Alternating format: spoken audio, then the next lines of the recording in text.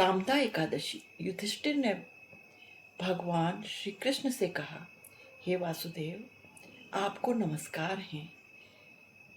आप कृपा करके मुझे यह बतलाइए कि चैत्र मास के शुक्ल पक्ष में किस नाम की एकादशी होती है। भगवान श्री कृष्ण बोले, राजन, एकाग्र चित्त होकर यह पुरातन कथा सुनो, जिसे वशिष्ठ जी ने राजा दिलीप के पूछने पर कहा था। राजा दिलीप ने वशिष्ठ जी से पूछा, हे भगवान, मैं एक बात सुनना चाहता हूँ। चैत्र मास के शुक्ल पक्ष में किस नाम की एकादशी होती है? तब वशिष्ठ जी बोले, राजन, चैत्र शुक्ल पक्ष में कामदा नाम की एकादशी होती है। यह एकादशी अत्यंत पुण्यमयी है। पाप रूपी ईंधन के लिए तो वह दावानल ही है। पापों को ईंधन बताया और कामदा एकादशी को दावानल बताया। प्राचीन काल की बात है। नागपुर में एक सुंदर नगर था जहां सोने के महल बने हुए थे। उस नगर में पुंडरीक आदि महाभयंकर नाग निवास करते थे। पुंडरीक नाम का नाग उन दिनों वहां राज्य करता था। गंधर्व, किन्नर और अप्सराएं भी उस नगरी का सेवन करती थी, अर्थात वहां निवास करती थी। वहां एक श्रेष्ठ अप्सरा थी। इस वन में एक श्रेष्ठ अप्सरा थी जिसका नाम ललिता था। उसके साथ ललित नाम का गंधर्व भी वहीं निवास करता था। वे दोनों पति पत्नी के रूप में उस वन में रहते थे। दोनों ही परस्पर काम से पीड़ित रहा करते थे।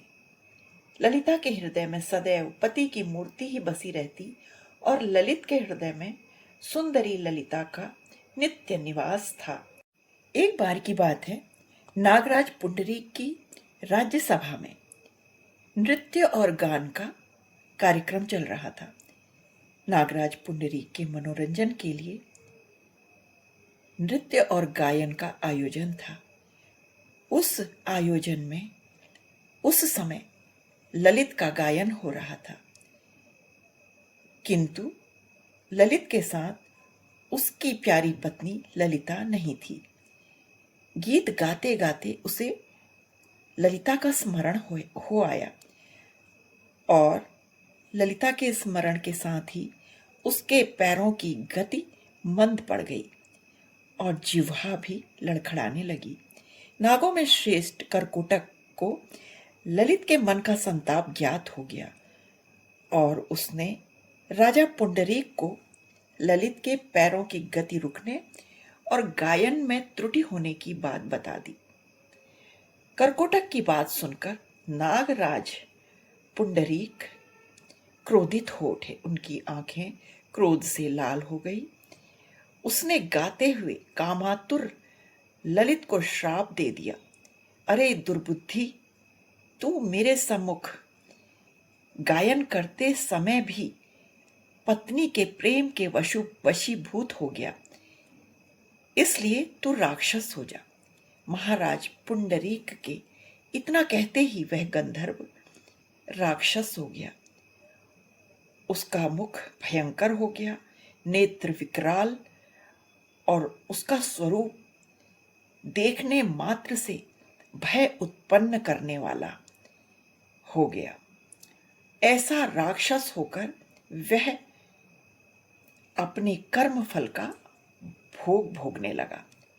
ललिता अपने पति की विकराल आकृति देख मन ही मन अत्यधिक चिंतित हो गई और भारी दुख से वह भी कष्ट पाने लगी।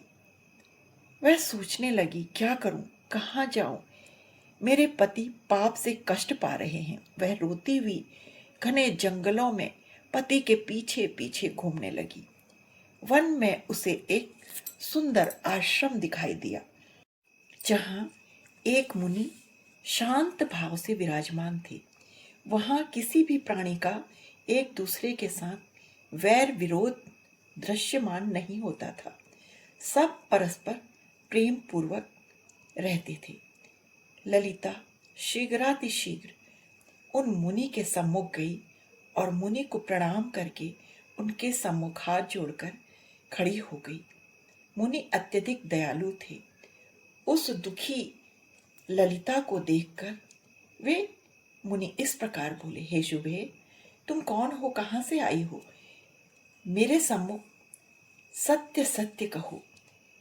ललिता ने कहा, हे महामुनि, वीर धनवा नामक एक गंधर्व हैं।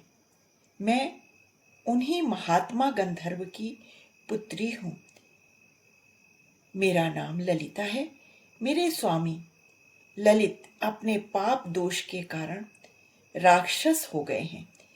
उनकी यह अवस्था मुझसे देखी नहीं जा रही।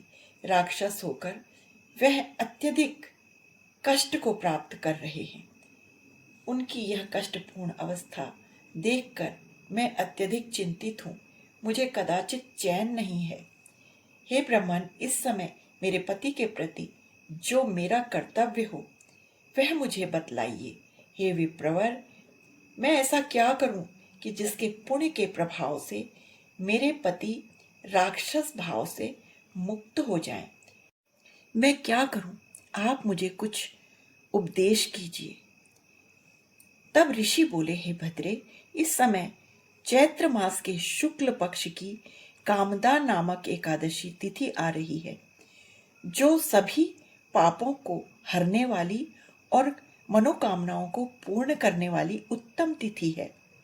तुम उसी का विधि पूर्वक व्रत करो और इस व्रत से जो पुण्य अर्जित करो उसे अपने स्वामी को अर्पित कर दो।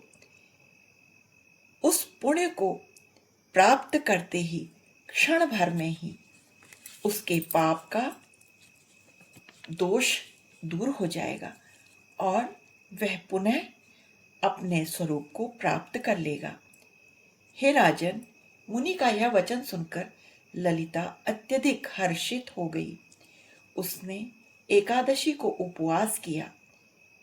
नियम पूर्वक स्नान, जप, ध्यान इत्यादि करते हुए दीप दान कर रात्रि जागरण के नियम को पूर्ण किया और फिर द्वादशी के दिन उन ब्रह्मर्षि के समीप ही भगवान वासुदेव के शिव विग्रह, जो कि ब्रह्मर्षि के द्वारा स्थापित था, उस भगवान वासुदेव के उस शिव विग्रह के सम्मुख अपने पति के उद्धार के लिए प्रार्थना करते हुए यह वचन बोली, हे वासुदेव, हे कृष्ण, हे नारायण, हे गोविंद, मैंने जो यह कामदा एकादशी का उपवास व्रत किया है, उसके पुण्य प्रभाव से मेरे पति का राक्षस भाव दूर हो जाए।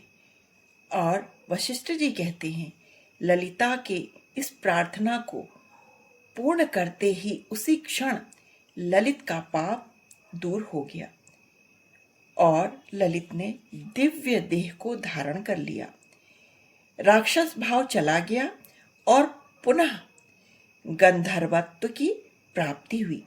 हे नृपश्रेष्ठ, वे दोनों पति पत्नी कामदा एकादशी के व्रत के प्रभाव से पूर्व की अपेक्षा और भी अधिक सुंदर स्वरूप को धारण कर विमान पर आरूढ़ होकर अत्यंत शोभा पाने लगे।